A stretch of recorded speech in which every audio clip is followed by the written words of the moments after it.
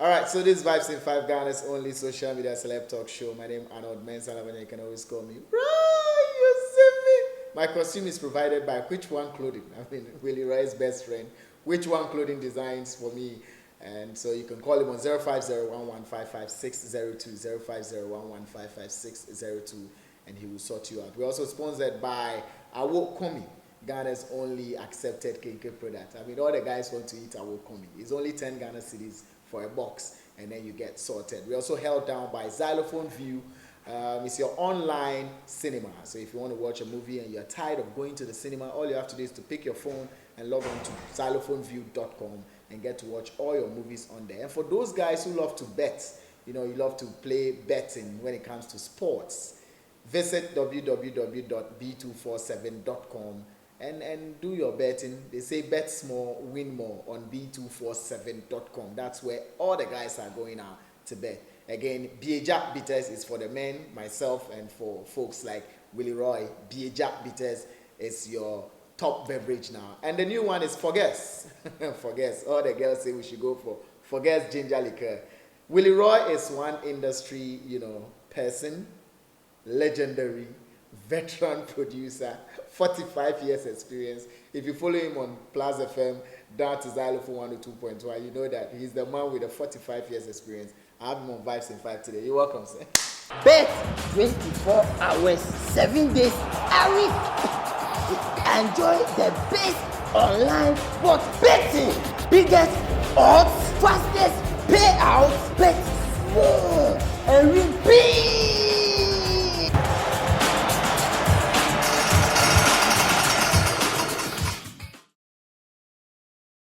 Thank you. Thank you. Willie. I'm actually at his office, Xylophone Music, to have this conversation with him. So whatever you get from this interview, take it like that. He's the man who speaks his mind. So I'm even scared of some of the questions. Willie, you're welcome. Thank you. Once again, it's an honor to have you. I mean, we are on the same panel on Xylophone FM, right from Plus FM, but it's an honor to have you on Vibes. Yeah. It's a pleasure to have you here at my office. Yeah. This is Xylophone Music. Millionaire office.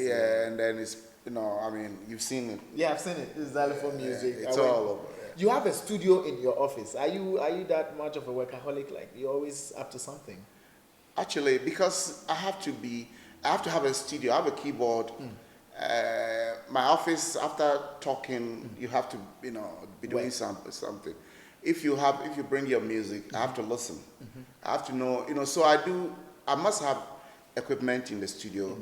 And sometimes I record there instead of going all the way to the main. I do things here. So I must have a studio.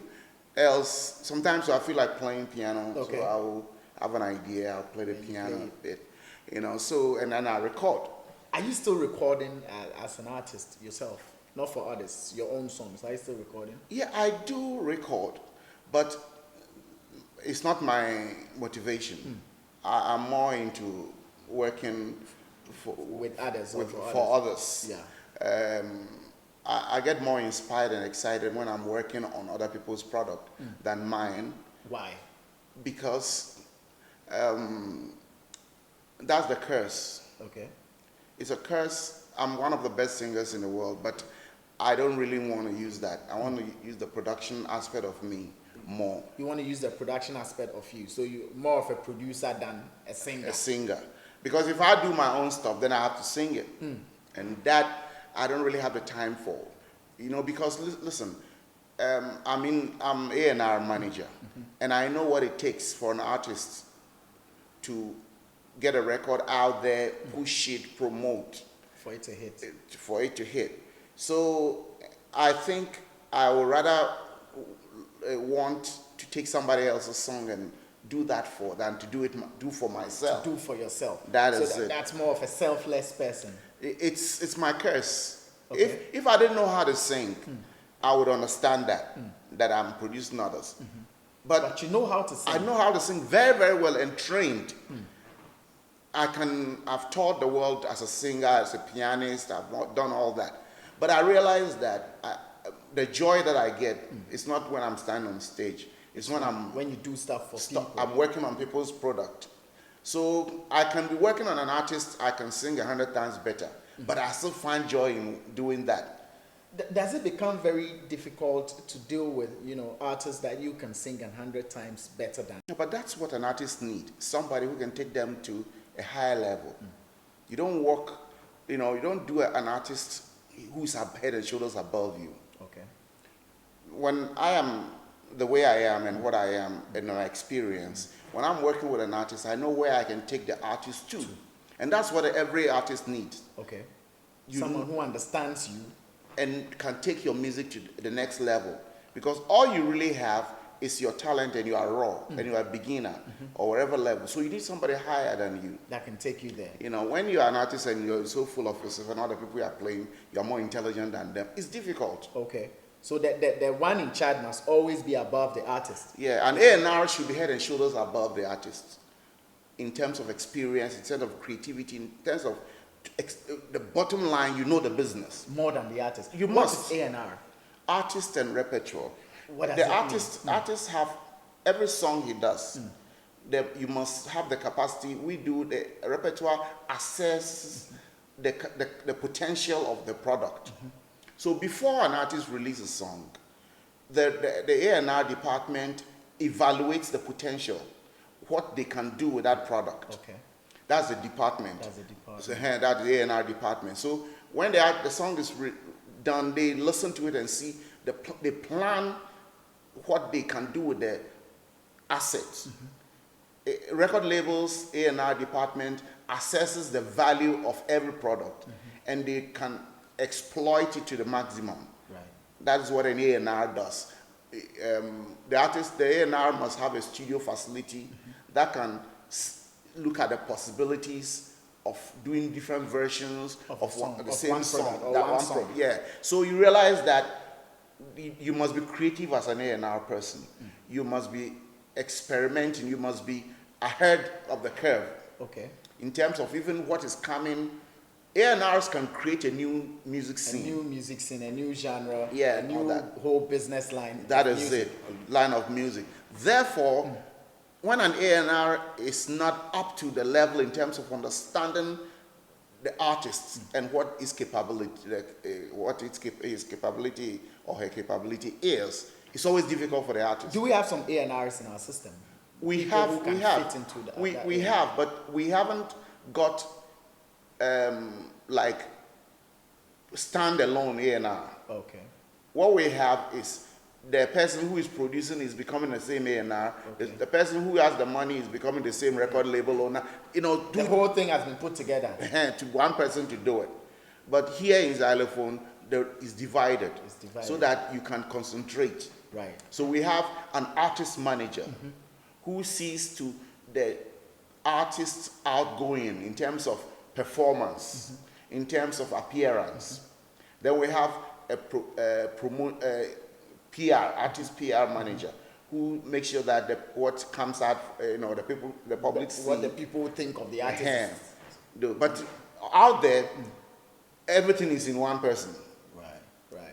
Which makes it difficult. Very difficult, and how far can you go with that? So sustainability is very, very unobtainable. You are a radio pundit, a very strong one for that matter. You have very controversial stance on subjects. For instance, not too long ago, you were pushing for porn to be, adopted and shot in Ghana. Do you still stand by that? Pornography? Yeah. From my experience, nothing can shake the core of a nation. Nothing can shake it if they're not that type. What I've realized is that everything that comes to help and create room for different experiences. So I don't think porn would destroy the country if the country is already not destroyed. Okay. We have an industry that is not thriving, but restricting itself. Okay. So, the industry is not thriving, but then it's restricting itself. You do restriction when you are so successful that you need to care certain practices. Yeah. But you haven't succeeded, and you are already saying, me, I won't do this, I won't do this, I won't do that. Then what is left for you? So as part of the areas to look at to thrive, you would call for pornography? Because the experience It's an international template and best practices. When they realize that something was going wrong and they need a solution, they look for things that will make the thing work. So we are sitting here, people don't buy CDs and DVDs, but we know people like porn. The masses that like porn are plenty. So why are we restricting ourselves from using that genre of filmmaking? Why are we saying we won't do this type? Meanwhile, if a foreigner does, we like it. We watch. So it's the hypocrisy and the lack of passion to succeed in this country sometimes amazes me. You understand? Sometimes I'm so thankful I didn't grow up in this country. Why? Because certain cultural mentality shocks me. But pornography is not part of us as a people, openly having sex and recording it and putting it out there. Yes, but you see, what I'm saying is that if you are doing business, do business. If you're not doing business and you want to do charity, great. But if you are doing business and there's an aspect of business access, and you say, this one, I want to access it because I don't want people to see that I like it. There's a problem going on. Listen, if we don't like it, we don't like it. You remember now that Canada just legalized marijuana. Yeah. Because they realize that the hypocrisy is more than the facts concerning that issue. Why are we behaving like this? And we are using the product. I remember some time too, United States banned alcohol, appetition. And later they realized that it was rather worse. So they opened it up.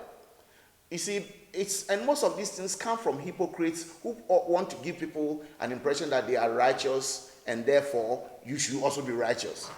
But I used to tell you something about our default, natural default. Yeah. Our natural default is not good. We try to be good. What is our natural default? All men are born in sin. Do you understand? A child from birth thinks that if he doesn't cry, he won't get an attention. So he's already a manipulator from childhood. From childhood. He's a fucked up manipulator. Do you understand? A child is manipulating you because he knows if he cries, you get your attention. Meanwhile, it is not given that he must cry to get your attention. So a child has already pronounced judgment on his mother. So by default, we are not good people. We are bad by default. And we try to be good. Now, who is teaching us to be good? The person who is teaching us to be good is teaching us something that is good for him. So what is actually good may not even be good. But because it's good for him, he's telling you it's good. So from my experience, I realized that most of the things that we hold dear have no substance. It will take you long to realize that. But you accept it because you are born into it. But when I sit back and look at it, I said, these were all lies. They really had no substance. But you need a long time to look back and see that we've been taught lies from day one. But you used to be a Pentecost elder. What made you break away? I didn't break away. It's just that I couldn't live that life. The righteous life? No, the pretense of being a good person. Because you hang around people and naturally, when they are off guard, they are as raw as you. Okay. You understand? And I couldn't take it because when you say, let's be born again, I thought when you get born again, all the sins and all your unrighteousness will disappear. You get born again and you see people. You accept Christ as Lord and more sins are running through your mind. So you realize that no, the whole thing is not really what it's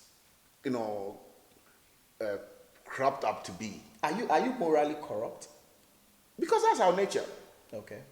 I told you a child born is already thinking you are not a good person, so he needs to cry to get your cry attention. to get your attention. Who gave him that thing? He's born with that concept. Right. So every human being is morally corrupt. Day one. Including the men of God? Oh, but they if you listen to their story, you know that they were converted. A person who's converted, was he converted from good to evil or evil to good? Evil to good. That is it. And that it could cry is a claim based on a concept that they believe in or they think is good. You understand? It's not well analyzed. So I think we are going into we're going too much Yeah. into that. Now back again to industry matters. Who would you describe as your biggest star of all time? Ghanaian celebrity or Ghanaian star of all time? The Ghanaian star of all time would be Shatta Wale.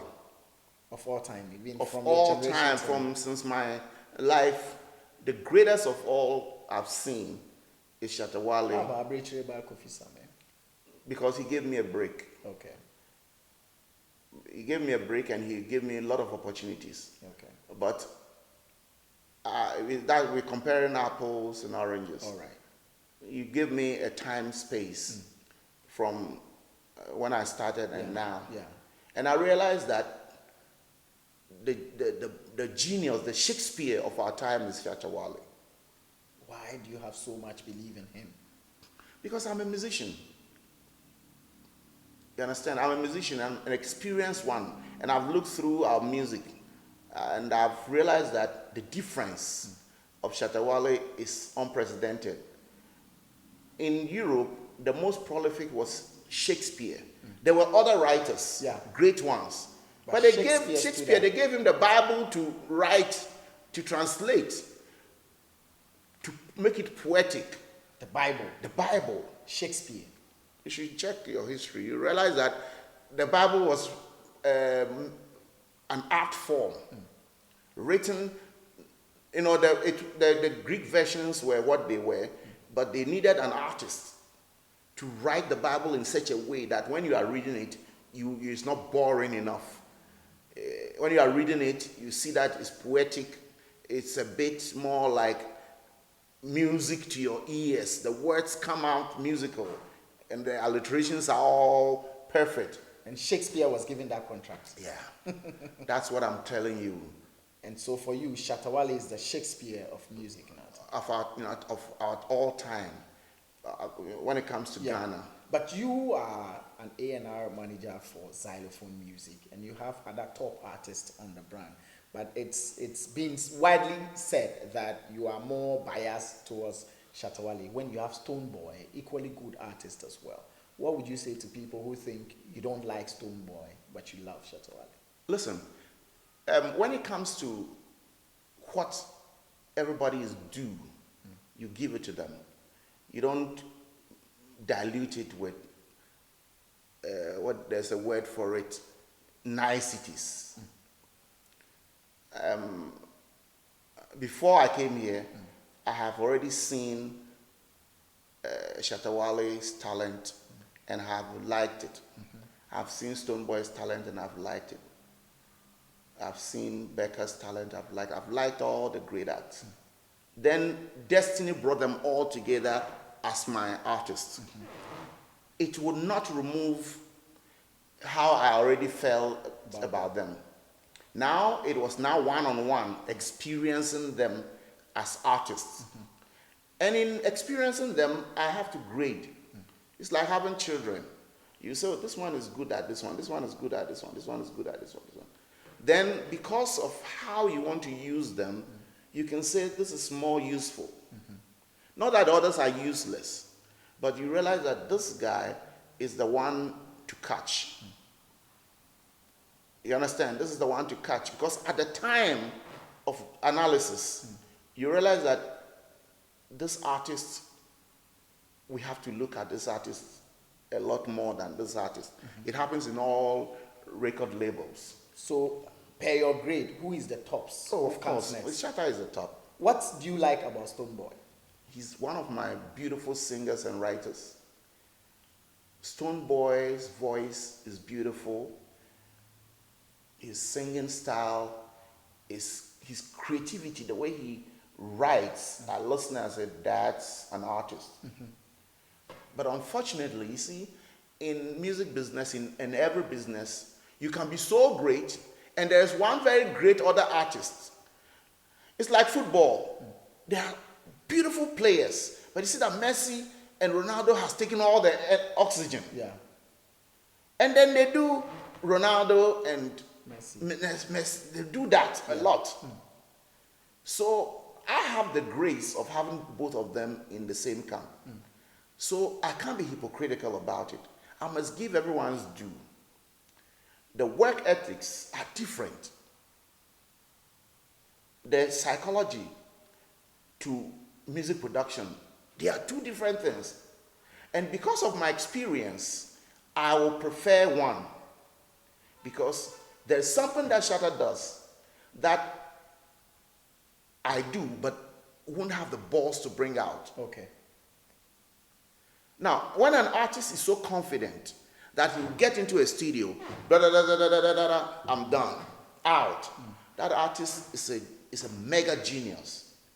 He's not looking at deficiencies. He's looking at creativity that has to come out. Now, people like that, you have to respect them, bow, worship, and adore. Because most artists will want, you see, I've done a song. Yeah. But I don't want to bring it out. I want to make sure everything is clean. Now, bold artists, these are the brave ones. Man, that level is high. It's high. It's spiritually beyond the ordinary. Be honest with me. What does Stonebwoy have over Shatta Wale? Listen, me, I like his style. It's not over. It's not a matter of getting something over an artist. It is what you have that enables you to be the best you can be. What does he have? Good. You see that he believes that he can match any dancehall artist anywhere in the world. So he's meeting the best of them, and he shows them who he is, and he's not a second to them.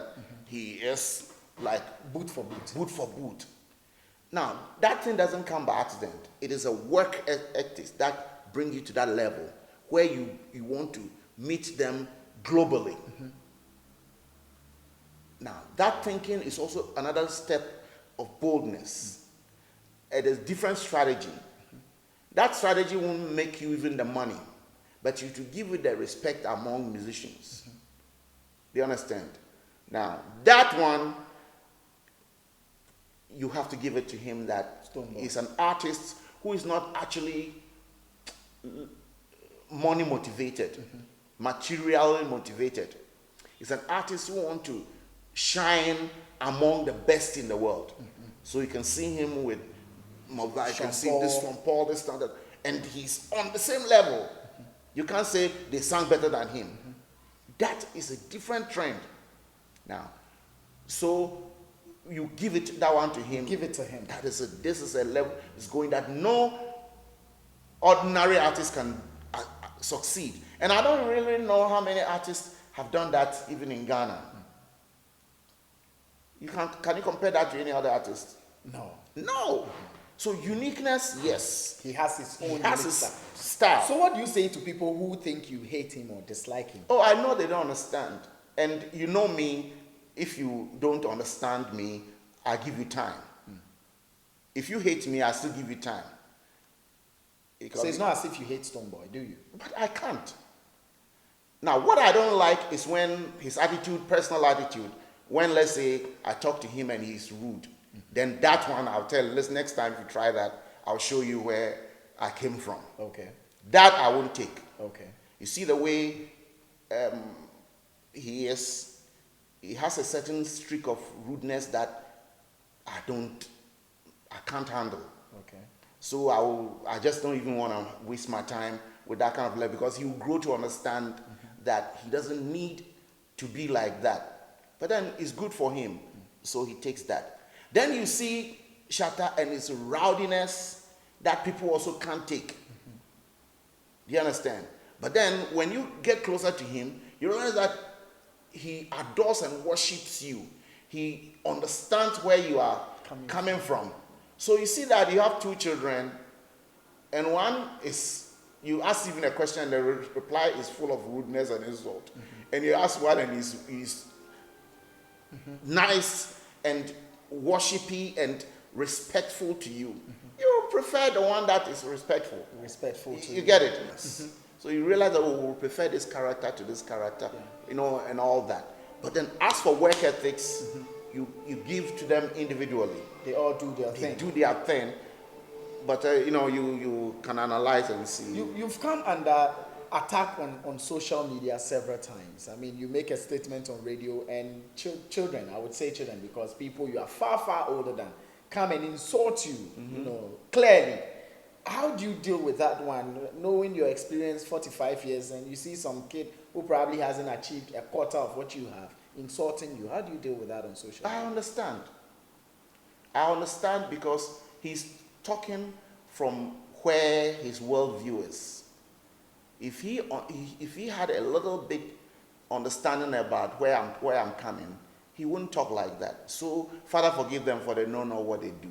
I understand that. But what I wouldn't take is when you do the same thing, because I know you, and I know you are too intelligent. So I will be offended by you more than someone who doesn't know. Who I don't know him, I don't even know his worldview and the way he thinks. So for that one, I don't worry. All I do is react by say, I'm going to block you in 10 minutes. And you do that? I do that. I'll block you. That's what I'll do, because it's just to let you know that your comment is not welcome. So I'll get you out of my... So you are used to that? Oh. You don't fear or worry about criticism? Because honestly, if you start at age of 12, 13, you must have done worse. You understand? If I look, karma is a bitch. So I realized that even when I was a kid, I must have done that. I didn't understand too many things. And I was doing too many things that I thought was right. So what gives me the right not to allow them also to do their own thing? Okay. You get them? So I've lived it, and they are living theirs. And they can make all the wrong judgment. You understand? But karma is a bitch, and it will come back and hurt you. So this is your karma. Theirs is waiting for them. Now, what age did you start all this? Very early. Very early. I started around 13. I started too early because at that time, they had just introduced electric keyboard to the music scene. Yeah. Before that, it was all guitars and horns and drums. Then the introduction of electronic keyboard came in, and few people knew how to play electronic keyboard in the pop music style. So you realize that you go to a band and they have an organ, nobody is playing it. So I was a kid, I was about 12, and I went to a band came, Okuku Seku. They came, and then the organ, they bought a brand new beautiful Fafisa organ, and nobody was playing it. But because I had been at home playing pop music on my own, one-man band, I said I could play this, and the songs we were playing, I knew it. Yeah. So I jumped on stage, a very kid, like 12, 13, and I went there and said I can play. Then they said go play, because they really don't know anybody who could play. So I started playing. I said really? So Kofi Sami, Kofi Sami, actually said, are you going to school? Say yes, okay. Anytime you're on holiday, come on tour with us. And that time I was on holiday. It was holiday, so I went on tour with Kofi Sami as a kid. As a kid, playing for them? Yes, because there was nobody playing. That was a new era of introducing electronic keyboard into Ghana music. How long ago was this? This was about 40 something years ago, 45, 46 years ago. Wow. Yes. Wow. That is when electronic keyboard was introduced. And you toured Ghana? Yeah, I toured Ghana. Okay. I toured Ghana with Kofi Sami. And then I also came to City Boys. They also bought a new keyboard. So it was like... You were the go-to keyboard person at the time. That was it, because that was an era. Yeah. And we didn't have much of those people around who wanted to do pop organ. So we have somebody like Honey, NS Honey. A few people were doing that. Were you being paid? Yes, but I didn't care about them. When I was too young to care about them. I just loved the fact that I was on stage playing the piano. Now, you were 12 years at the time, or 13, and you were touring with artists who were older and who lived adult lives. So how were you blending in, when you go on tours and these guys are old, you are very young. So how did you live their conversation? It was difficult too. difficult. It was difficult because the touring life is you go to a place and the women groupies are all over, and I was looking at the thing and I didn't understand what was going on. The girls were all over the guys, and then they say, hey, they were looking at me like small boy. And I was a kid. Yeah. So it was difficult. It was difficult. It was difficult because I wasn't used to, I was personally a virgin grad. I was even a virgin at that time. At the time. Yeah. So I couldn't get women throwing themselves away. And when, hey, organism, see big mamas, too many sugar mommies. All over. All over. But I didn't get it. But Okay. I was spoiled too early, you know. You was at what age? I was 12, playing big bands. But at what age did you start experiencing the spoil to yourself? At what Maybe age? I couldn't last long. Maybe 13. 13. Then you started spoiling. Started spoiling because you are in the midst. So you also had groupies at the time? Too many. Sometimes I didn't even want to. It gets boring.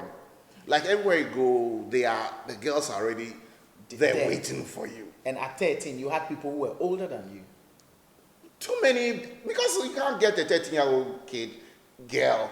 You always will get the 20s, big mamas. Wasn't that sexual abuse for you? Yeah, but it really doesn't matter. The point is, didn't matter at the time. I could decide not to, isn't it? At 13? But it's exciting. You're watching it happen, so Okay. you'll be influenced. You'll be into it. And there wasn't anybody amongst the band who took charge of you, like let you know what you could do, what you couldn't do, or it was that free atmosphere? Okay, of course, there were people who were telling me I shouldn't smoke. I was advised I should get off too many things. Even they told me about women, but it's not like they are doing it. So you understand? So you do it. It's a normal thing. Like after the show, the girls won't leave. And again, it was more comfortable to go sleep with a girl than to sit in sleep in the hotel with so many people. Okay. You understand? So it was obvious that you go with a girl To sleep in a house, and then the next morning you leave to the next village. Okay. And was that safer? It was safer and more comfortable than plenty people packed in one hotel room. At what age or point in time did you get contact with the outside world? I mean, outside Ghana, foreign artists and all. Oh, okay. That was 77. That's a long time. 77. We went to Festac. There was an international festival in Nigeria where all the big stars had come. And as a kid keyboardist, it was a beautiful sight to see. Because I'm talking about a time when playing keyboard wasn't The thing. very big. It was a novelty. So anytime you go on the keyboard and you play, and as a kid, it was interesting. So that is when I started getting a lot of big artists wanting to work with me. Such as? Oh, I had the Sonny Ades coming in. I had the Fela, even. I had Third World. I had too many bands. Anytime they see me perform, they want to do something with me as a kid. This time I'm 15, 16. I was older. Teenager. Yeah, I was teenager. I was, by 18, I was doing great things that I didn't know were great. But looking back, it was great then. But at that time, I thought it was normal. Yeah. But one experience that I really, really want to tell you that was a bit unique was I had a problem with when I played the wrong notes. Okay. Because I was thrown into the band and I was not comfortable with making mistakes myself. So anytime I play the wrong note, I will get shivers, chills, like you knew you had done something wrong. And then I'll start getting sparks, like electric shocks. So, I mean, that thing was so, I definitely don't want to make mistakes.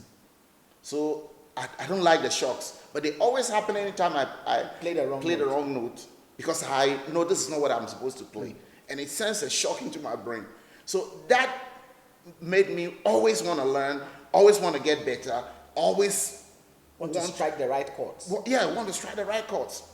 But it was rather a development towards listening to notes. That is how I started inventing notes. Yeah. Because I realized that certain notes that I hear were not even on the keyboard that I'm playing. Okay.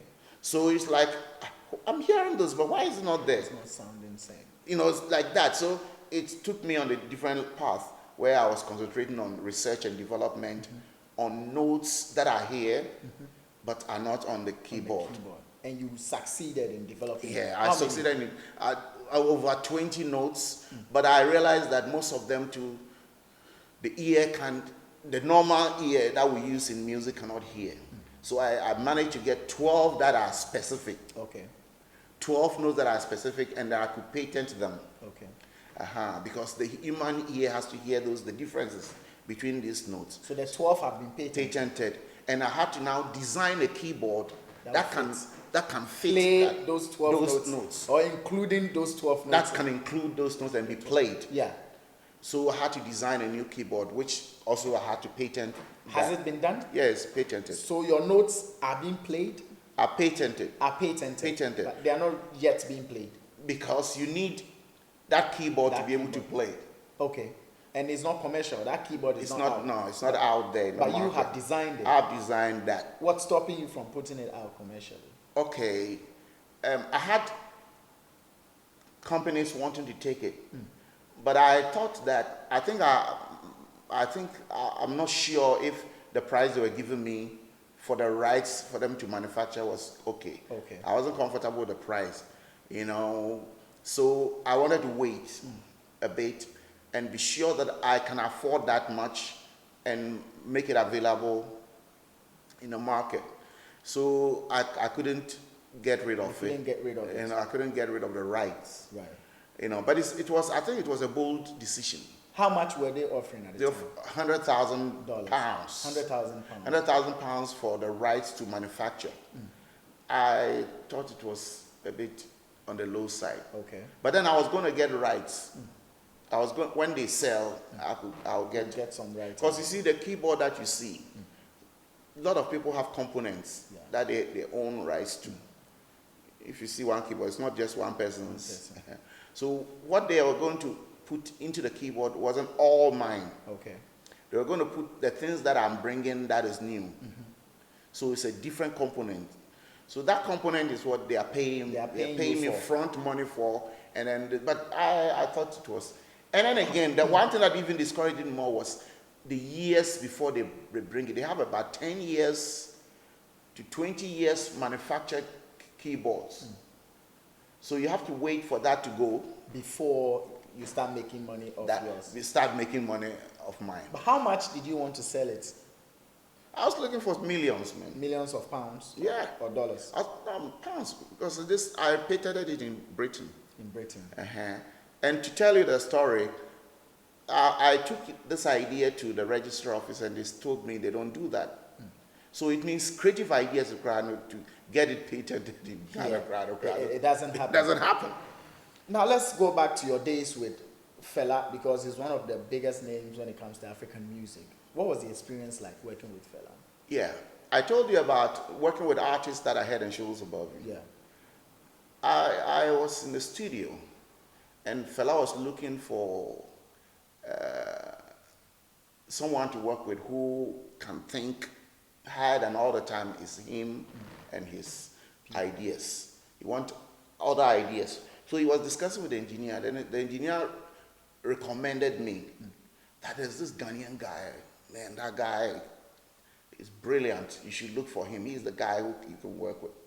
So I was there when a friend of mine came to tell me the engineer is looking for me. Then when I went, he said, Fela is having a session this afternoon and he wants you in the session. I said, what? He said, how did that happen? But I took it for granted because, of course, I've worked with her. But the experience was crazy. Because I've been, before that, I've been playing his songs. So for him to call me was rather strange. But he was telling me that he wanted somebody with a different idea to what he does. And first, secondly, his music is originally a high life music fused with Cuban music. Yeah. So somebody who understands high life is what he needs. Right.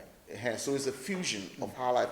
So it was a beautiful experience. Then he plays, I analyze the chords, then I would say yes to Fela, if no to Fela. It was strange. You could say no to Fela. No, I said, no, this one doesn't work. Then I'll analyze the chord progression. And I said, wow. But then it was normal at that time. But looking back, this was like a giant. Yeah. You know, and I'm sitting there saying yes and no. To him. Did Crazy. you produce some songs for him? A lot. Most of his songs. What he does is he goes to the studio, do the music. So it was the music that we do different types of music. Then he would take it home and I'll write to the music. Okay. So it's So he has the music, then he writes to it. that is it. But the music first. Yeah. Then Before the writing. The writing is political. Yeah. So he goes and now look at the situation around the world. Look at what he can say with this music. Because he's an instrumentalist, he's a musician first. So his writing system, so we'll do this beat, we finish, okay, we're done. You bring another one, then we'll do it. So you sit there, and then sometimes, you know, like I used to do, I'll hear something and say, this is mine. Then it comes to me. If not, I don't even know the songs I've done. Know the songs. That brings me back to Ghana. What are the top names you worked with? I have no clue how many, but there are many. Notably. I know it's difficult to get them. There are many. But like I told you, my first was with Sibo Brothers. Sibo Brothers, yeah. That was my first hit. And this is the situation where I knew they couldn't sing, and I could sing better than that, but then I want them to succeed. Yeah. So I was working on the vocals more than even the beat. Now this is a situation where we did the same thing. We did the beat and everything, and now we're trying to get them to sing to the beat. Now that took about 3 weeks, getting them to sing to the beat and get it right. So you see, it came out and it was big hit. And that time we do albums. We don't do singles. Yeah. So it came out and a big, one of the most successful ones. And then the others started coming. You know Papa Shi? Papa Shi, yeah. He just came to Papa. Yeah. Papa Shi came on. Azigiza came. Daddy Lumba. Lumba came. Ohiniba Kisi came. Kechre Kwame Apia was one of the also biggest hit, 24th. You produced that too. That one too. That one was also produced Abin Waha for Daddy Lumba. That, yes. But also there is a historic antecedents to that. Okay. That time we were introducing Atari computerization to our music. So most of the programs were computerized. But then we didn't have access to vocals, audio cards at that time. The technology hasn't moved to that level. So when we were introducing computers and we've done the program and the beat and everything, then we'll take it to Ghana Films, where they have analog for vocals. So we have to synchronize the analog to the digital. So actually, we're introducing a new system of recording and technology into the country. Yeah. And like I told you about the keyboard, this is another situation. Another situation that you had to introduce something to the industry. So synchronization became a norm. They call it SMPT or something like that. And then we will synchronize. And sometimes the engineers don't like that. So we have to pour. We have to transfer. We call it all the beats into the master tape, which is 24-track master tape, so that they can do the vocal song. Wow. That was hectic. It's job. And you imagine 10 tracks transferring hi-hat, snare, kick, bass, everything onto the. It was another. Who were your contemporaries then? All right. Contemporaries as other producers. of your time, like now we have the Sarkodie, Stonebwoy, Samini, Okay. they all belong to. Okay, good. Sami Helwani. Okay. Sami Helwani, Father Helwani's son. And then we have Kwesi Obo. I think he's passed on too. Kwesi Obo. Then there were, okay, you see that time we don't put our signatures on the album, so you never really know that. But the most important person that I remember was Sami Helwani. Okay. He was one guy. You're asking me top of my head. So I could remember Sami Helwani, I could remember Kwesi Obo, and then a couple of them. A couple, but I don't have them off my head. But why did you leave the Ghanaian music scene to go and ply your trade outside? What caused it?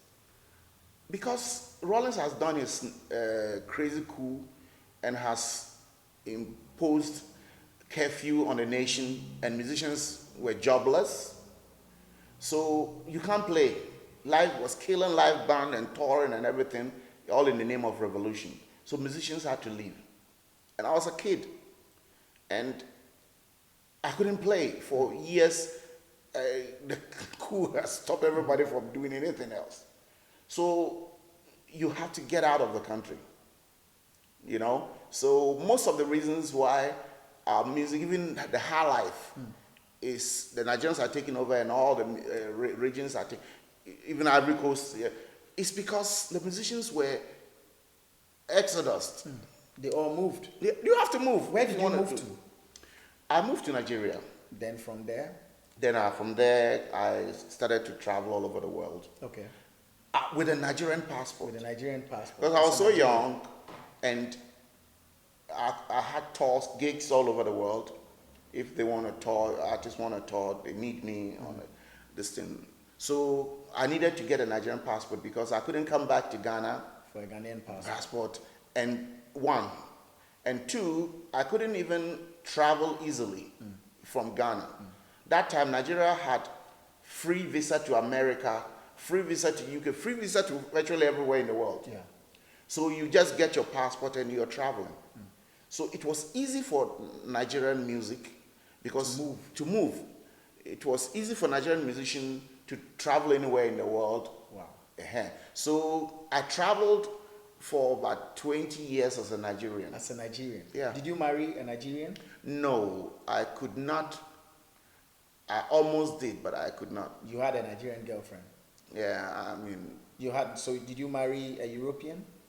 Yes, because that was because then I had moved and I can't stay. You can't stay.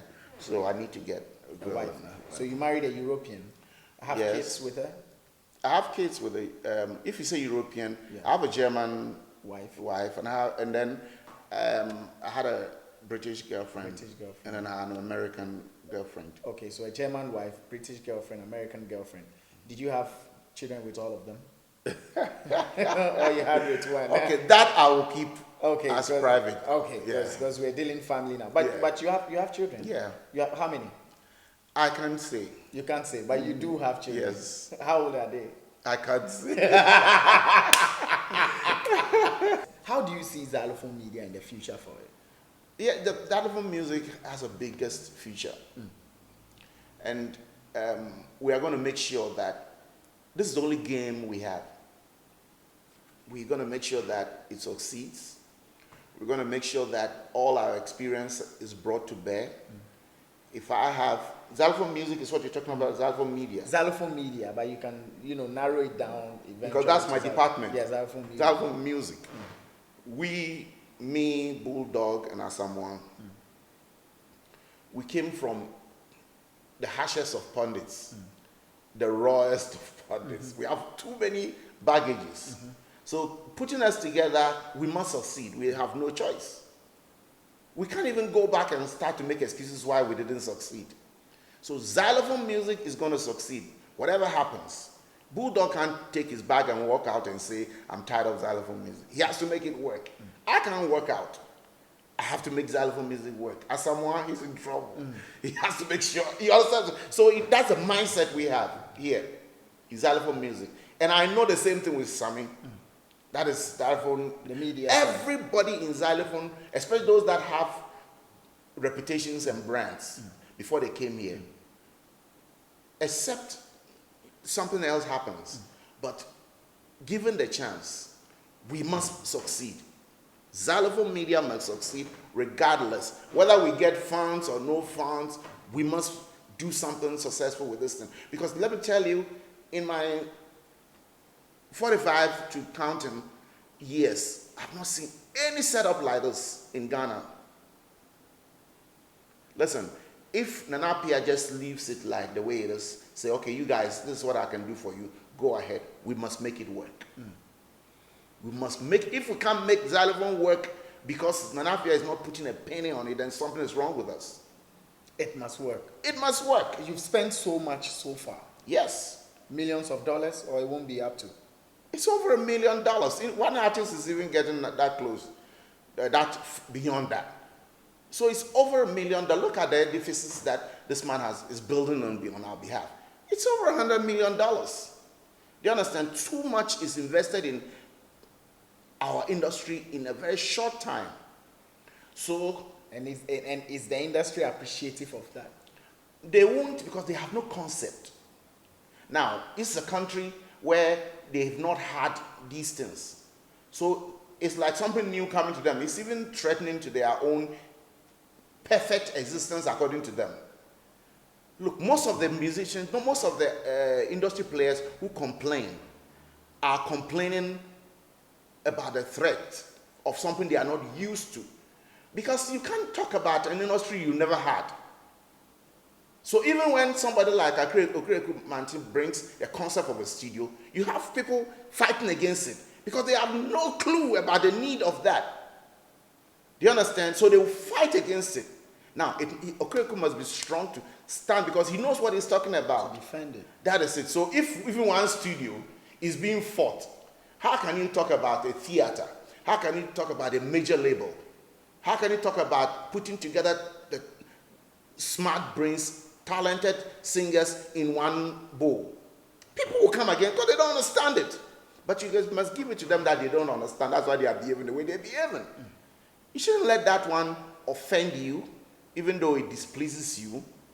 But what can you do? They've never had any experience of a major label before. Neither have they had experience of an individual investor of $100 million in a short period of time. So where do you want them to get the understanding of what is coming as good for them? So you understand how they feel and what they think. I understand, because they have no concept.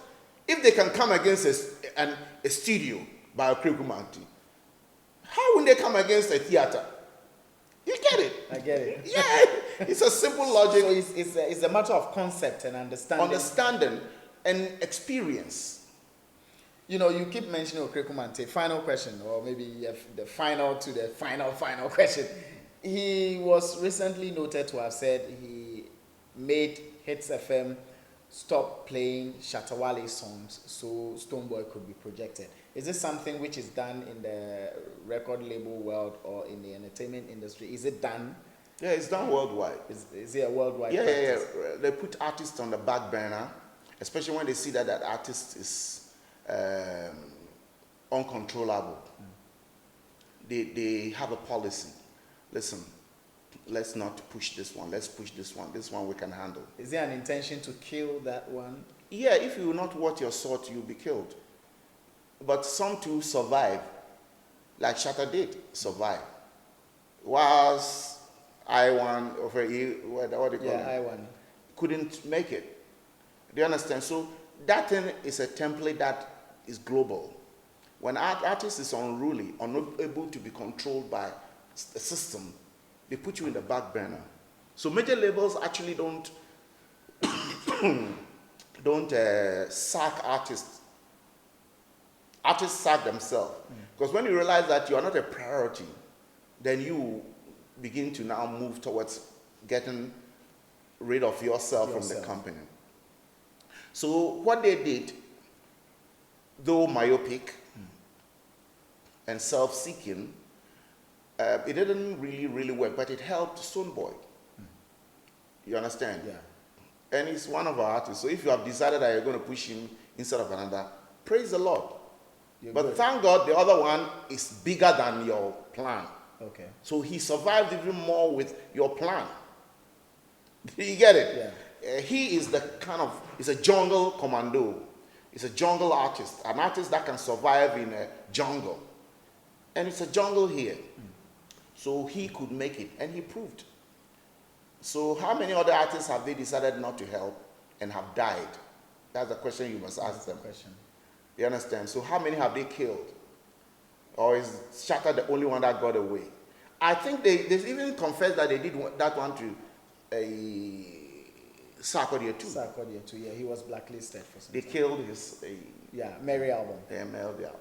So you see there's people like that. Now, this is an industry we have, and we have people who think like that. But you said it's a world practice. No, we have an industry with people who think like that, which means that you, the artist, must be aware and educated and not take it personal, because globally, everybody wants to deal with what he's comfortable with. You understand? So it's not just about the fact that you can sing, and it's not enough. You are dealing with an industry, and that industry must have confidence in your ability to inject more power or more money or more blood into the industry. Now, when they write you off, it's up to you to prove them wrong. And Shatta is the best example. Shatta is the best example. Willie, anything you love to say to your fans and to your followers? Yeah. I told you that I'm coming out with a track. Song. Yeah. What's the title? Ahamponi.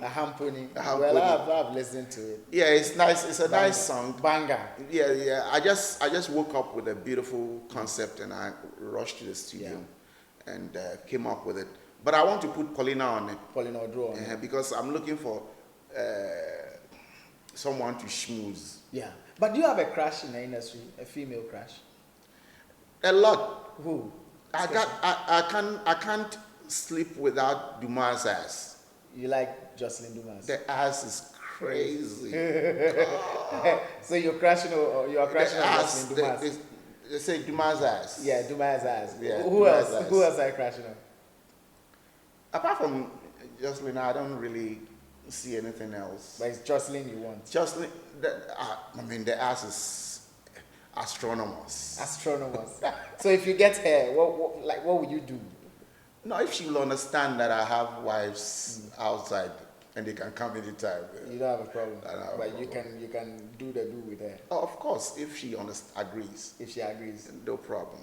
If she doesn't agree, then you move forward. I keep crushing. But you are crashing on her. Yeah, Dumas' ass is astronomers, and one of the best asses we have. Say something to her, though. Sweetheart, I'm not free, but I love your backside. Yes, Jocelyn Dumas. That's Thank you, Willi ROI, for being on this interview with me. I have learnt a lot. I have actually known things I didn't know about you earlier. Well, this is for documentation purpose. And so you also get to understand the man, Willi ROI, so that when he speaks, you don't get him out of context, or you don't take him out of context. Because most of the things he says, some of us, it comes as a surprise to us. But you sit back, listen carefully, rethink, and realize that no, he has a point. So take your time when he speaks. He says, anyone who second guesses me is not ready for me. You need time to understand me. And he gives you all the time. I mean, thank you so much for being on it. This is Vibes in 5, Ghana's only social media celeb talk show. And we are sponsored by Awokomi, Xylophone View, Bieja Bitters, for guests, Ginger Liquor, and B247.com. Thanks for watching. See you next time.